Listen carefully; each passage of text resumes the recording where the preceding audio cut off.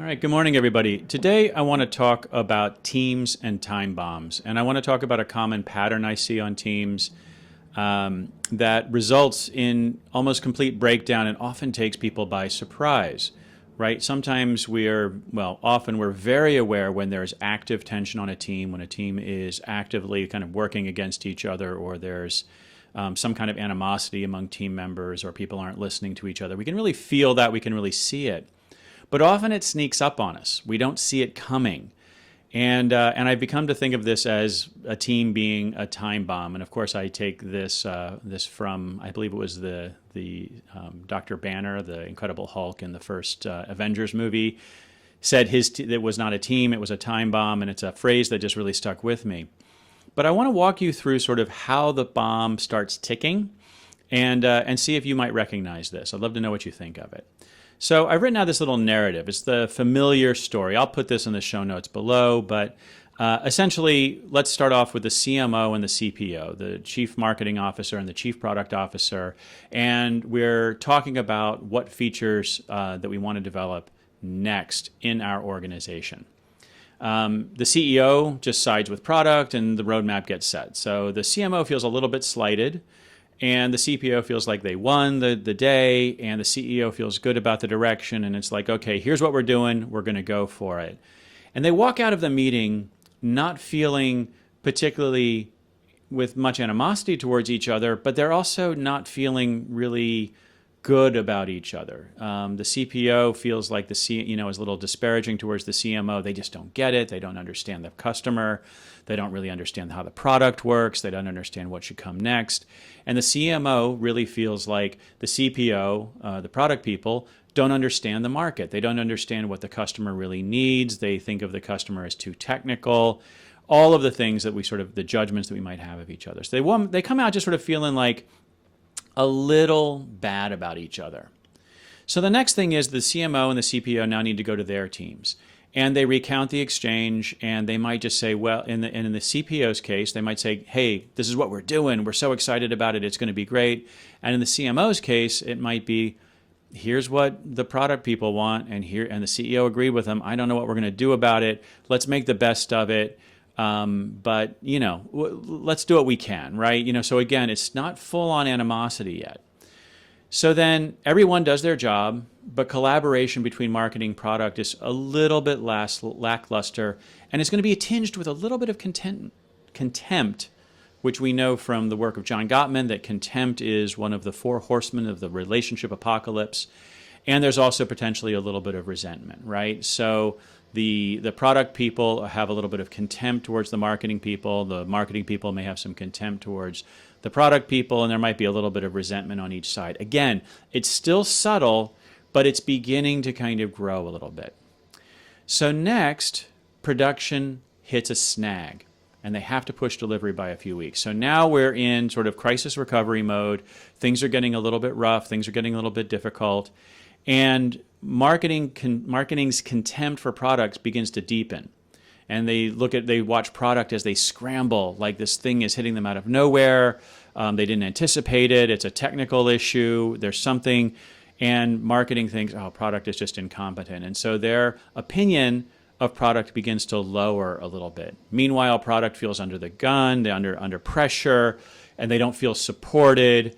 And the new rollout date just it goes okay, but there are just a few hiccups along the way. It's just sort of like, it just didn't really hit the way everybody had hoped for.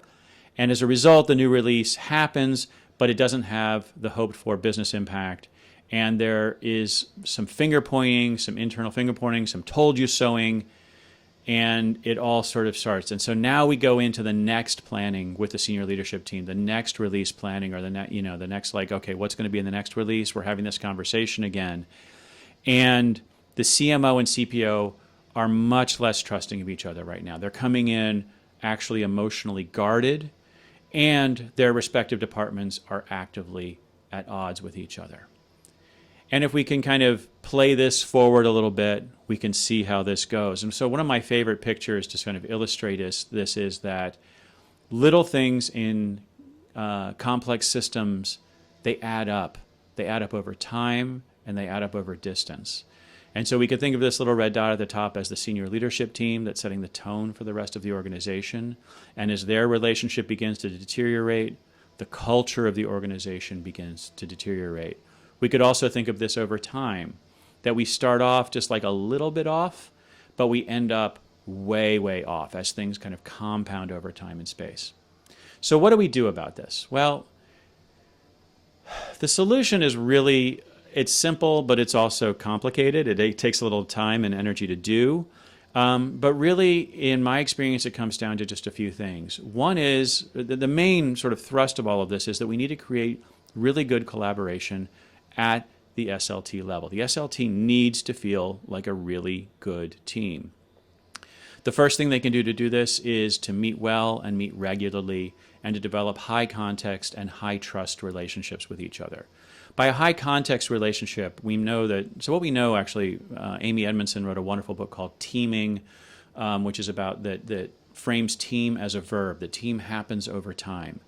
And so when we meet well and when we meet regularly, we get to know each other on a much more subtle and much more human level. We don't end up necessarily being best friends with each other, but we do develop a kind of internal language with each other. We do get to know each other, and we are able to more generously interpret each other's sort of misbehavior or misspeaking or just their intentions. We are able to interpret somebody's intentions better. So we develop what sociologists or social scientists might call a high context relationship rather than a limited sort of transactional low context relationship. The second thing we need to do as a senior leadership team is learn how to make these high stakes decisions in a way that integrates the best thinking of the group. So it's not the CMO versus the CPO, but it's the CMO and the CPO and everybody else working together to kind of integrate concerns, integrate perspective, integrate knowledge, integrate skill sets in order to make that decision robust and make that decision the best it can be, and make it in a way that everybody feels like their voice has been heard. And even if they might have some reservations about the direction that we're going in, because we've got high context and a trusting relationship with each other, we can kind of have each other's backs as we go into it. And so now in this case, the CMO is going to go to their team and going to be much more generous towards the CPO, much more generous towards the product direction that we're taking, even if they still don't agree with it. And that really leads to the outcome, I guess, essentially, which is 3, which is that we're going to present a unified vision, strategy, and plan to the rest of the organization. And so, so this is actually why at the Alignment Company we work almost exclusively with senior leadership teams, and sometimes also work with leadership teams, which are sort of the direct reports of the senior leaders, and occasionally we'll work with division leadership or with a certain sort of vertical or certain kind of part of an organization. But the reason we work with leadership teams is that we've seen again and again how small little disagreements can both fester and grow in impact and in sort of size of concern across the organization as we go through as we go kind of down deeper into the organization, and also as we progress through time. So if you want to talk to us about that, feel free. You'll find our contact information below. And have a great day. Thanks for your time. Take care.